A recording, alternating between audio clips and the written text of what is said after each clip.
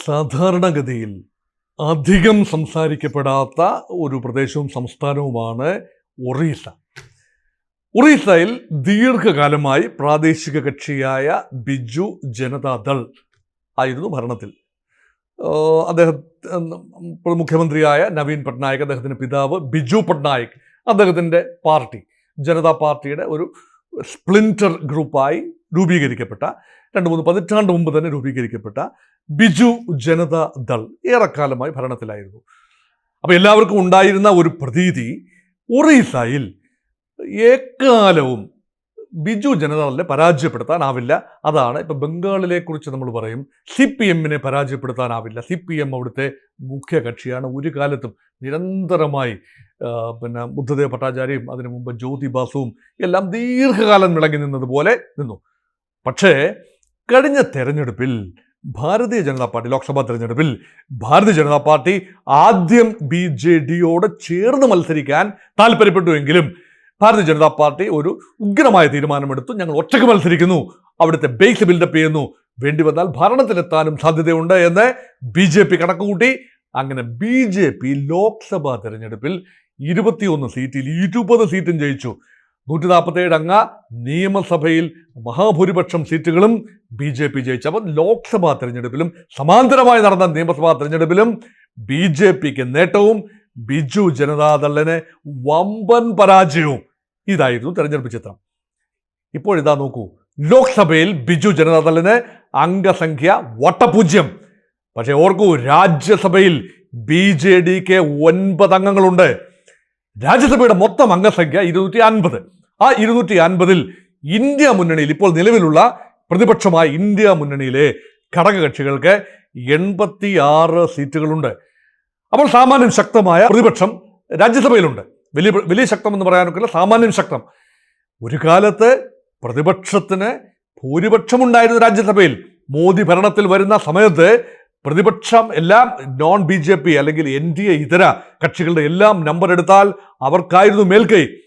അക്കാലത്ത് ഒരു ബില്ല് പാസ്സാക്കിയെടുക്കാൻ രാജ്യസഭയിൽ കൂടി പാസ്സാകേണ്ട നിർണായകമായ നിയമങ്ങൾ ഉണ്ടാകുമ്പോൾ 2 കക്ഷികളെ നരേന്ദ്രമോദി സ്വാധീനിച്ചിരുന്നു, അല്ലെങ്കിൽ അവരുടെ പിന്തുണയിലാണ് നിലനിന്നത് രാജ്യസഭയിൽ.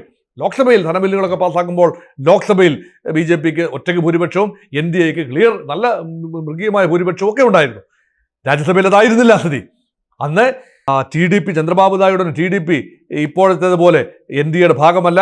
അന്ന് തന്ത്രപരമായി ഒന്നുകിൽ പ്രമേയ അവതരണ സമയത്ത് വിട്ടുനിന്നോ അല്ലെങ്കിൽ അനുകൂലമായി വോട്ട് ചെയ്തോ BJPയെ രക്ഷിച്ച 2 കക്ഷികളുണ്ട്. ഒന്ന് ആന്ധ്രാപ്രദേശിലെ ജഗൻമോഹൻ റെഡ്ഡിയുടെ കക്ഷിയായ YSR കോൺഗ്രസ് പാർട്ടി, 2 നവീൻ പട്നായിക്കിന്റെ കക്ഷിയായ ബിജു ജനതാദൾ. ആ ബിജു ജനതാദളിന് ഇപ്പോഴും രാജ്യസഭയിൽ 9 MP-മാരുണ്ട്. ഇന്ത്യ മുന്നണിയോടൊപ്പമല്ലവർ, ഇന്ത്യ മുന്നണിയുടെ ഭാഗവുമല്ലവർ.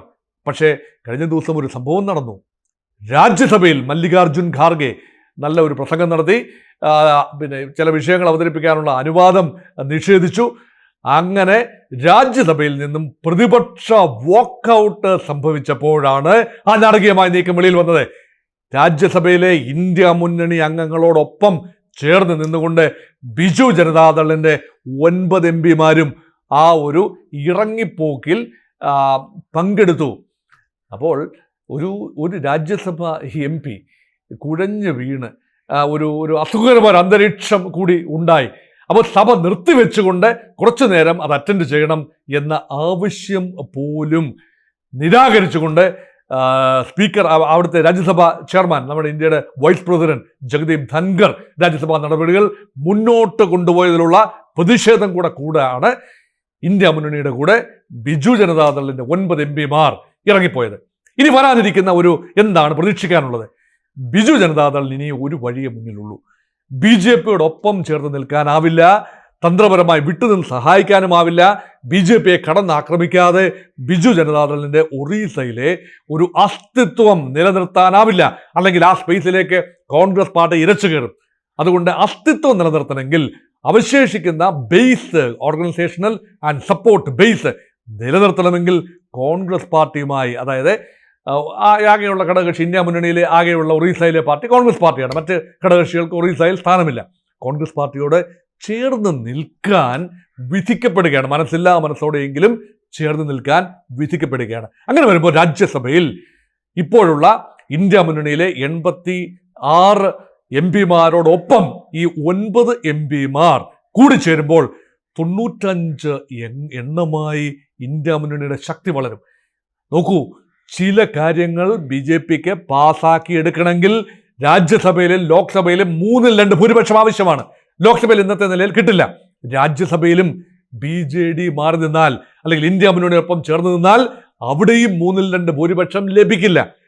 ഇപ്പൊ ഏറ്റവും വലിയ വിഷയമായി കഴിഞ്ഞ 16-17 ലോക്സഭയിൽ വന്നത് നിർണായകമായ പല തീരുമാനങ്ങളും BJPക്കും NDA മുന്നണിക്കും എടുക്കാൻ കഴിഞ്ഞത് ഭയങ്കര ഭൂരിപക്ഷം, വളരെ 3-2 ഭൂരിപക്ഷം ഉള്ളതുകൊണ്ട് എന്തും സാധിക്കും, ഏത് നിയമവും പാസ്സാക്കി എടുക്കാൻ സാധിക്കും. ഭരണഘടനാ ഭേദഗതി പോലും സാധിക്കുന്ന നിലയിലാണ്. അതുകൊണ്ടാണല്ലോ 400 സീറ്റ് എന്ന ആഗ്രഹം മോദി പറഞ്ഞപ്പോൾ ഇന്ത്യയുടെ ജനത, ഒരുപക്ഷെ ഉത്തർപ്രദേശിലെ ഉൾപ്പെടെയുള്ള ജനത അത് നൽകാതെ നിഷേധിച്ചത് അതുകൊണ്ടാണല്ലോ.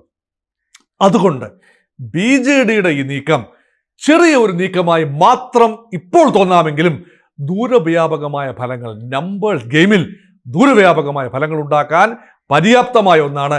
ഇത് ഒരു സൂചനയായി കണ്ടുകൊണ്ട് മറ്റ് സംസ്ഥാനങ്ങളിൽ അവശേഷിക്കുന്ന ഇനി YSR കോൺഗ്രസ് പാർട്ടി ഉൾപ്പെടെയുള്ള പാർട്ടികൾ, ജഗൻമോഹൻ റെഡ്ഡി, അദ്ദേഹത്തിൻ്റെ സിസ്റ്റർ ഇപ്പോൾ കോൺഗ്രസിലാണ്, YS ഷാർമിളയുമായി കൈകോർത്തുകൊണ്ട് കോൺഗ്രസ്, YSR കോൺഗ്രസ് അവരെല്ലാം ഒന്നല്ലേ യഥാർത്ഥത്തിൽ? തൃണമൂൽ കോൺഗ്രസിന്റെ മമതാ ബാനർജിയും കോൺഗ്രസും ഒന്നല്ലേ? കോൺഗ്രസ് ഇന്നലെ തൃണമൂൽ വിട്ടുപോയത്.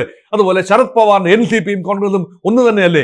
കോൺഗ്രസിൽ നിന്നും കാലാകാലങ്ങളിൽ വിട്ടുപോയ പ്രാദേശിക നേതാക്കൾ കോൺഗ്രസുമായി കൂടുതൽ സഹകരിക്കാനുള്ള സാധ്യത കൂടി തെളിയുന്ന ഒരു കാഴ്ചയാണ്. അതുകൊണ്ട് തന്നെ BJPയെ സംബന്ധിച്ചിടത്തോളം, NDA മുന്നണിയെ സംബന്ധിച്ചിടത്തോളം ഒരു ചെറിയ തോതിൽ അലോസരപ്പെടുത്തുന്ന ഒന്നാണ് ഘടകകക്ഷികൾ, സ്വന്തം ഘടകകക്ഷികളല്ല, എങ്ങും തൊടാതെ നിന്ന കക്ഷികൾ ഇന്ത്യ മുന്നണിയിലേക്ക്, പ്രത്യേകിച്ചും പ്രതിപക്ഷത്തേക്ക് ഗാൽവനൈസ് ചെയ്യപ്പെടുന്നുവെങ്കിൽ ഭരണപക്ഷം കൂടുതൽ ദുർബലമാകാനും ആ ദൗർബല്യം മുതലെടുത്തുകൊണ്ട് തങ്ങളോടൊപ്പം നിൽക്കുന്ന കക്ഷികളും അവരിലും ചാഞ്ചാട്ടമുണ്ടായാൽ ഭരണസ്ഥിരത ഒരുപക്ഷെ അഫക്റ്റഡ് ആകാൻ സാധ്യതയുണ്ട്.